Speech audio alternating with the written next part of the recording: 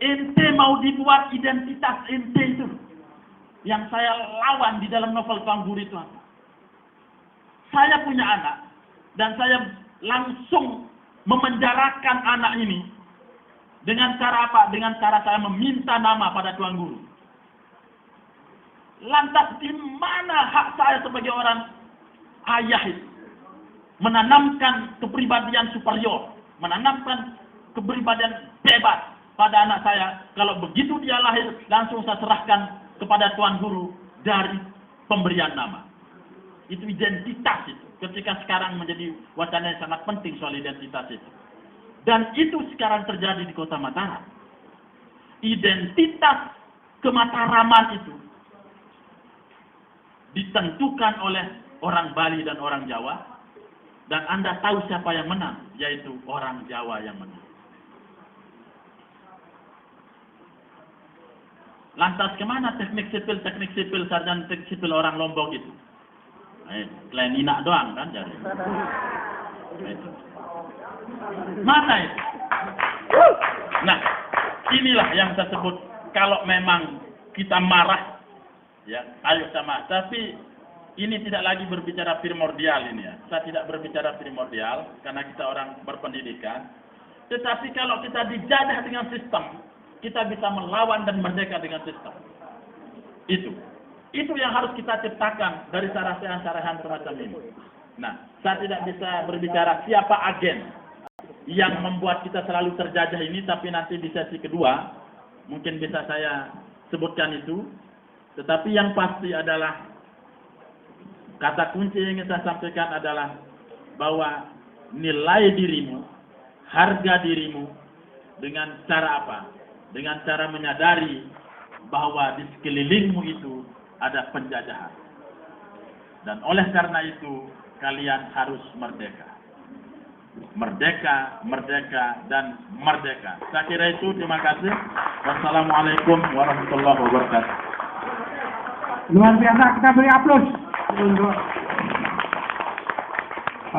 beliau Dr. Salman Al-Farisi. Mendengar pemaparan beliau, temanya muncul bahwa Sasak itu tidak pernah merdeka. Lalu pilihan kita memusnahkan atau kobarkan Sasak. Malam ini juga ya? Malam ini juga. Oke, terima kasih. Kita beri aplaus dulu buat pembicara pertama, Dr. Salman Al-Farisi. Kemudian yang kedua, saya nggak perlu menyimpulkan karena teman-teman sudah tahu apa yang disampaikan. Berikutnya saudara saya Saudara Hasan Basri untuk menyampaikan materinya.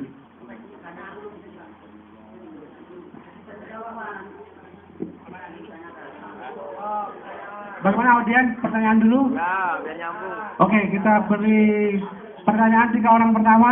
Dari sini Saudara Sahman, yang di tengah perempuan, yang berkudung, yang sebelah kiri baju putih. Panitia tolong mic-nya dibawa ke situ.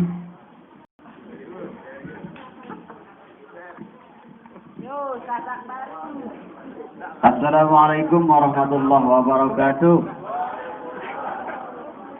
Sasak merdeka. Sasak merdeka. Oke, selamat malam Kang Salman.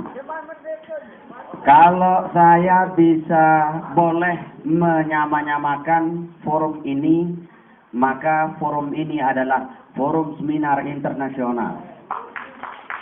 Oke. Satu hal yang perlu, yang tadi saya garis bawahi Kang Salman, setiap kali ada diskusi di IKPM Tastura itu selalu saya katakan, ketika Anda ngomong seperti itu, silakan terapkan dulu apa yang ente omongkan. Mohon maaf Kang Salman. Oke, yang pertama, ketika sabuk ini disimbolkan sebagai simbol kolonial Bali, maka saya balik bertanya kepada Kang Salman. Pertanyaannya apa? Pet itu simbol kolonial mana Kang Salman? Mohon maaf. Saya bisa simpulkan. Oke. Saya bisa simpulkan. Kalau sabuk ini dikatakan simbol kolonial Bali, saya lepas sapu ini dan Kang Salman lepas pet itu. Oke. Menarik sekali. Pertanyaannya kedua. Teman-teman, lepas. Sapunya lepas. Lepas. Oh. Mohon maaf Kang Salman. Pertanyaan yang kedua. Mohon maaf Kang Salman, saya binding. Saya punya pertanyaan yang sangat menyedihkan untuk saya pribadi dan saya harus sharekan kepada Kang Salman. Lombok merdeka. Sasak merdeka. Oke, terima kasih. Assalamualaikum warahmatullahi wabarakatuh. Yang pertanyaan kedua, adik yang berkerudung. Barca ada ke Madrid. Terima kasih sebelumnya. Mohon maaf ini saya gangguan suara atau agak serak, tetapi pada malam hari ini saya merasa sangat tertarik dengan penyajian Bapak Salman Al-Farizi. Yang pertama saya ingin memberikan masukan kepada kita semua teman-teman panitia dan pemateri malam hari ini. Saya merasa bingung bahwa pada malam hari ini saya tidak menemukan suatu tema yang menjadi fokus pembahasan pada malam hari ini. Dengan itu maka pembahasan pada malam hari ini beralih ke tadi dijelaskan bahwa tentang budaya agama sebagai kontrol sosial yang terpaut kemudian kepada teorinya Emil Durkheim tentang solidaritas sosial, kemudian dibahas lagi tentang kapitalis, teori individualis yang beralih lagi ke teorinya Karl Marx. Itu dari saya memberikan kritik atau masukan kepada seminar, mungkin bisa dikatakan tadi seminar internasional katanya, tetapi saya tidak terima karena kenapa, dari segi temanya saja sudah amburadul seperti itu.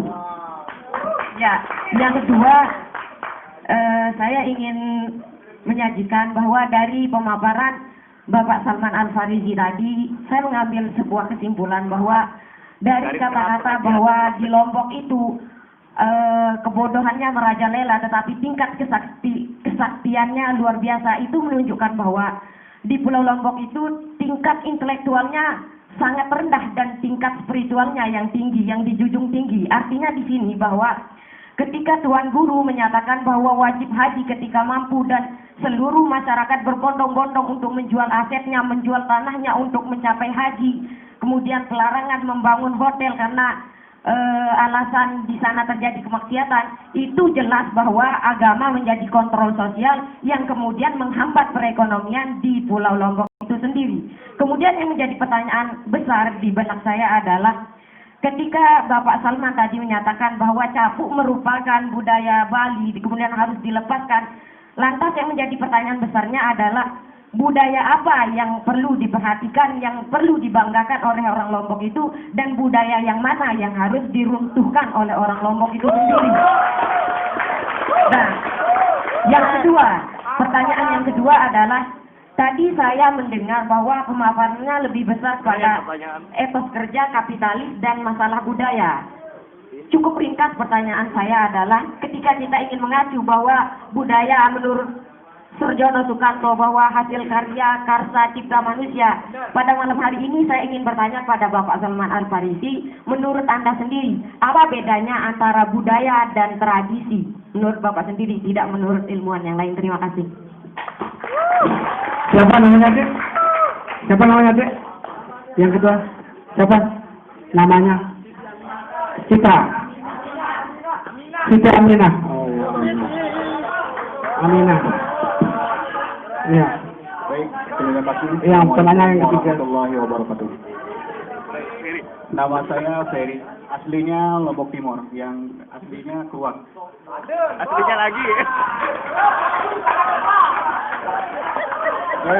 Ini sangat menarik sekali dari penjelasan materi dari Bang Salman tadi. Tapi saya akan mencoba meng-crossback kembali ke ini. Awal pembahasan tadi itu masalah budaya dan kemerdekaan tadi itu. Setelah tadi kan panjang lebar banyak dibicarakan bagaimana dominasi orang-orang luar menguasai perekonomian di Lombok itu. Tapi saya akan mencoba melihat dari segi budaya dan dari kemerdekaan itu. Tadi banyak sekali dijelaskan bagaimana budaya-budaya Lombok itu terkikis oleh budaya-budaya luar itu, dan saya rasa dari penjelasan itu kayaknya yang masih saya bingung, yang ini sekaligus menjadi pertanyaan yang bikin saya bingung dari tadi pun, dan sampai akhir itu saya tunggu-tunggu belum dapat saya tuh. Bagaimana Bali, Jawa dan Wali Songo sejak zaman Majapahit itu masuk ke Lombok. Kita dijajah terus oleh tradisi-tradisi yang itu. Nah, yang jadi pertanyaan saya, coba dijelaskan, mana sih yang dinyatakan sebagai tradisi Lombok itu yang sebenarnya? Tradisi Lombok yang sebenarnya itu yang mana? Soalnya dari tadi itu, saya dengar penjelasannya itu bagaimana Lombok itu dikuasai oleh budaya-budaya itu. Dan yang kedua, masalah kemerdekaan. Tadi dibahas mengenai pendapatnya Karl Marx oleh Abang Salman. Tadi mengatakan bahwa orang yang merdeka itu dikatakan merdeka apabila dia itu mampu Merdeka diri sendiri. Iya, dengan merdekakan dirinya sendiri. Nah, di Lombok itu, ketika dia sudah mulai menghapus budaya orang-orang Bali itu, tetapi budayanya diambil oleh orang Lombok dan sampai sekarang masih budaya-budaya seperti sapu yang tadi itu. Sekarang yang menurut saya bahwa kenapa Lombok itu mengatakan dirinya merdeka? Karena Lombok itu udah mampu menghapus dominasi Bali di situ. Itu menurut saya, dan itu makanya orang Lombok mengatakan dirinya merdeka. Terus kalau itu tidak dinyatakan merdeka, terus kapan Lombok itu merdeka? Apa yang dinyatakan sebagai kemerdekaan oleh orang Lombok itu? Ya, terima kasih. Itu aja. Assalamualaikum warahmatullahi wabarakatuh. Kita beri aplaus pada 3 penanya, Saudara Sahman, Saudari Siti Aminah, dan Saudara Ferry. Inti pertanyaannya bahwa Pak pembicara sedang diprotes tentang kemerdekaan yang Sasak nggak pernah merdeka itu. Mungkin langsung ditanggapi. Oke. Terima kasih. Ya, mudah-mudahan itu wujud kemarahan.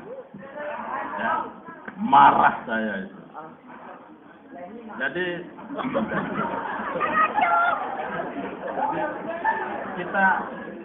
kita memang harus marah.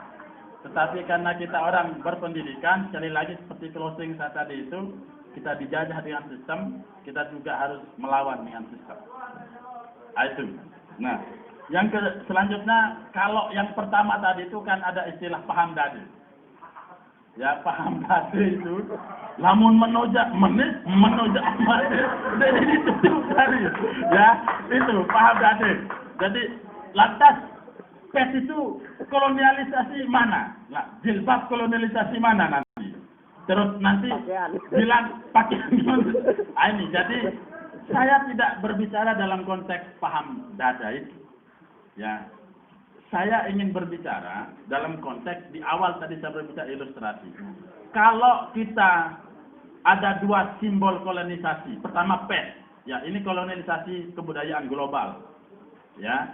Kemudian ada sapu, adalah simbol kolonialisasi Bali terhadap Sasak. Yang menjadi entry point saya di situ itu adalah apakah orang Sasak memiliki sejarah panjang dengan kebudayaan global?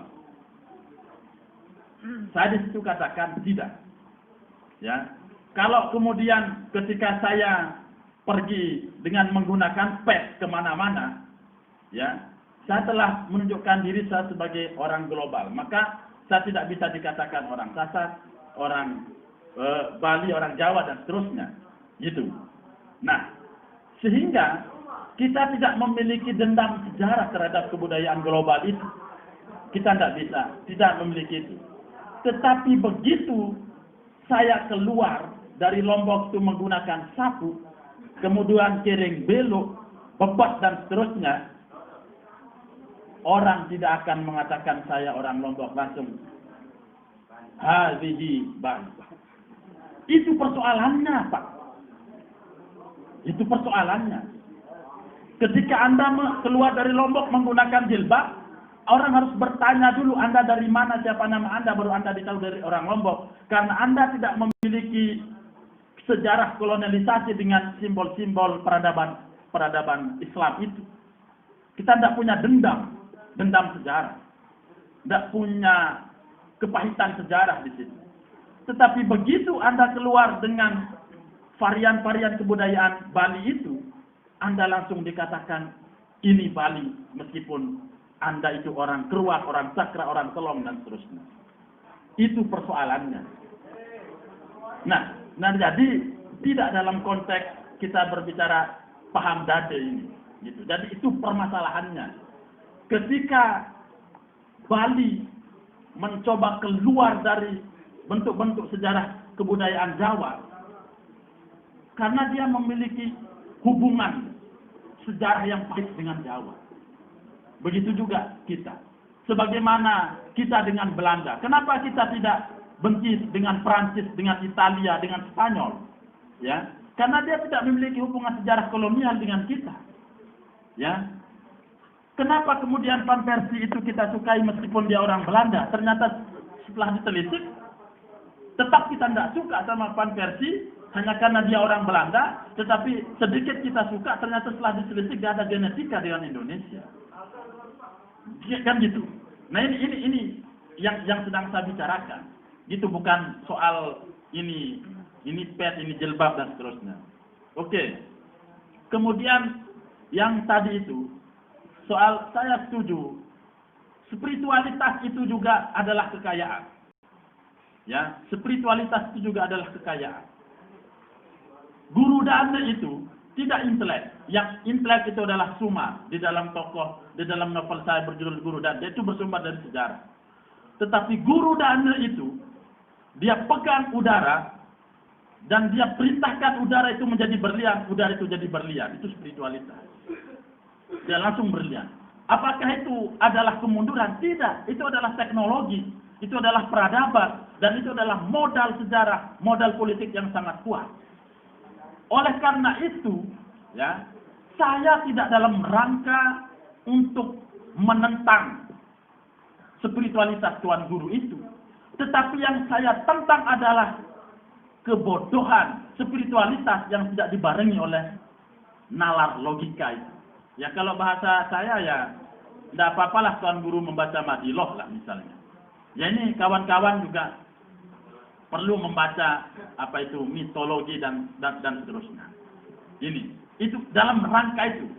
Ketika Tuan Guru yang memiliki modal budaya yang begitu kuat, dia bisa mengubah peradaban Sasak, kan menjadi eman kalau Tuan Guru itu tidak juga berbicara nalar kritis, tidak juga berbicara logika, tidak bisa berbicara logis dan seterusnya. Sebagai salah satu contoh, ketika harga tembakau itu merosot, ya, Tuan Guru semestinya harus turun tangan dong. Tidak hanya mengajarkan orang sholat, yang pada akhirnya orang sholat itu mengatakan babi kamu, anjing kamu, hanya karena tembakaunya itu turun. Kan berarti Tuan Guru harus berbicara tentang harga tembakau. Harus memelopori gerakan perlawanan petani, ya, terhadap penguasaan pasar pada harga tembakau. Itu maksud saya, gitu loh. Jadi spiritualitas itu tetap dipertahankan itu dalam menjadi salah satu kekayaan orang Sasak. Tetapi orang Sasak juga harus disadarkan bahwa spiritualitas itu akan menjadi pemiskinan secara sistemik kalau kita tidak mempergunakan nalar kritis. Itu maksud saya. Nah, oleh karena itu, saya tidak dalam rangka ingin melawan Tuan Guru, tetapi saya dalam rangka menghentak kesadaran Tuan Guru untuk paling tidak seperti kata Gramsci itu, Tuan Guru organik dan Tuan Guru kritis, gitu loh.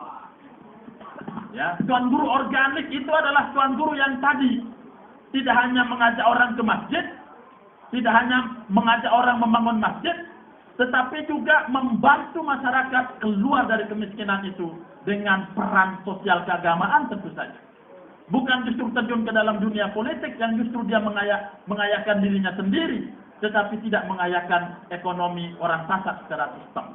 Itu maksud saya. Jadi Tuan Guru kritis sama Tuan Guru organik. Itu yang saya maksud. Karena Tuan Guru ini juga modal besar. Sama dengan kalian sebagai intelektual adalah modal orang Sasak.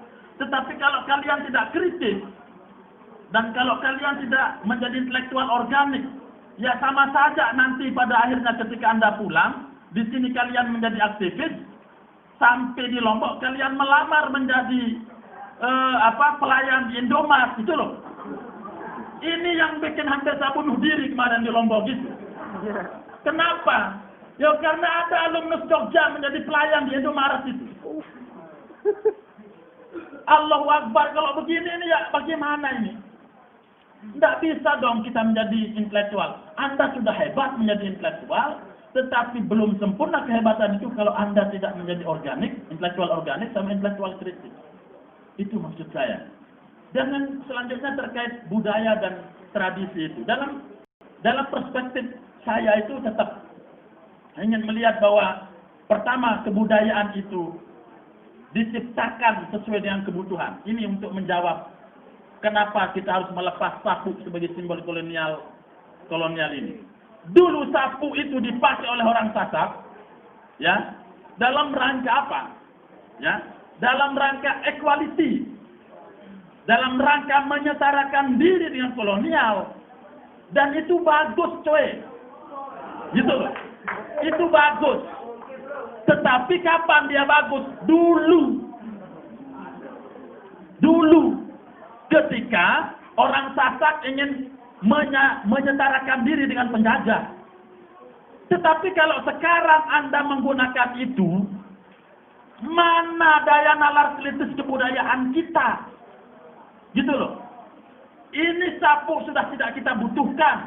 Kita ciptakan tutup kepala yang sesuai dengan zaman kita. Kita sepakat apa itu? Misalnya apa? Yang pada prinsipnya adalah bahwa salah satu simbol peradaban bangsa besar itu adalah ada tutup kepala. Gitu loh. Dan kalau Anda melihat tutup kepala orang Lombok zaman dahulu itu, ya tidak seperti sapu ini, cuy. Tidak. Gitu loh. Tidak seperti yang itu. Coba tolong diangkat. Nah itu. Tidak seperti itu. Nah, oleh karena itu kita sepakat. Tutup kepala tetap ada. Tetapi bentuknya itu kita harus ciptakan sekarang. Agar Anda tidak dikatakan sebagai pewaris sejati kebudayaan kolonial. Itu maksud saya. Itu. Nah itu, jadi kebudayaan itu diciptakan sesuai kebutuhan. Karena kebudayaan diciptakan sesuai kebutuhan, maka kebudayaan itu bergerak. Gitu loh. Cara berpakaian ini sudah bagus diciptakan oleh orang Sasak zaman dahulu, sudah bagus. Ya, tetapi sekarang mana hasil karya kebudayaan kita ini? Mana? Itu yang harus kita ciptakan. Tetap kita menggunakan kering belok, tetapi kering belok itu seperti apa? Ini yang harus kita rumuskan sebagai sebuah kebudayaan Sasak yang tidak ada hubungannya dengan simbol-simbol kolonial, gitu. Nah, jadi itu menurut saya. Nah, sementara tradisi, ya, kenapa kita mengakini ini, yang simbol-simbol kolonial ini? Karena dia menradisi. Kenapa dia bisa menradisi? Karena ada orang hebat di belakangnya. Kan gitu. Pertanyaannya sekarang, apakah kalian merasa terus-menerus menjadi